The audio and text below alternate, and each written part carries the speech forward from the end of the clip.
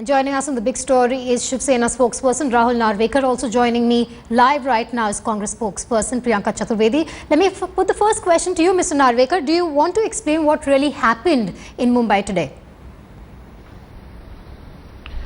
Well, I'm not exactly aware as to what happened with regards to this particular incident, but the protest and the So let me tell you what happened. Your goons ran riot when there was a function on at the press club, and they actually went ahead to disrupt it.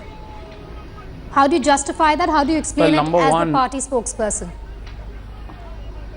Well, number one, I'm not aware of any goons or lumpen elements like you've called them existing in our party. So I take strong objection to that. Yes. And I would request you not to say that again. Mr. Narvekar, if you see the visuals on our screens right now, your party people have actually run riot within the press club a few moments ago because they tried to disrupt what was a function on with some Pakistani band members who were about to announce a collaboration with Indian artists. What's wrong with that?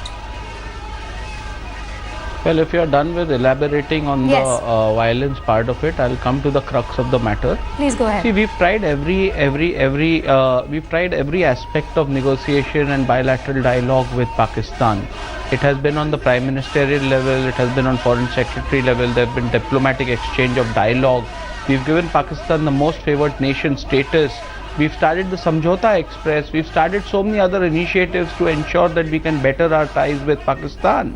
But every time we've extended a friendly hand to Pakistan, what we've got in return is more and more terrorist attacks in our country. On one hand, you cannot have the heads of our soldiers being beheaded. And on the other hand, you cannot expect Pakistani cricketers come and exploit commercial benefits from this soil. You cannot have Pakistan extending cross-border terrorism in India. But these are two different issues, Mr. Narvekar.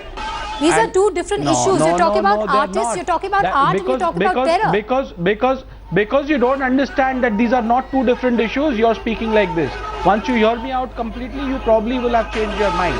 So, insofar as cultural events are concerned, yes, under normal circumstances, politics and sports and cultural ties have not to be mixed, and you should not mix them. But today is a scenario where Pakistan is time and again, day and night, using their soil to extend cross-border terrorism in this country. They're doing everything possible to disrupt the peace and harmony in this country. They're taking lives of innocent citizens of this country. They're beheading soldiers of this country. And when they are indulging in such activities, do you think it is fair to allow our soil to be exploited for commercial benefits of Pakistani citizens? I think time has come when we take a hard stand. Time has come when we take a hard stand and convey a hard message to Pakistan that unless and until they mend their ways, we shall absolutely isolate them and not allow them to exploit our soil for benefits of their citizens. Let me bring in Priyanka also. Because of the soft stand that the government of India has taken, we are facing today's circumstance.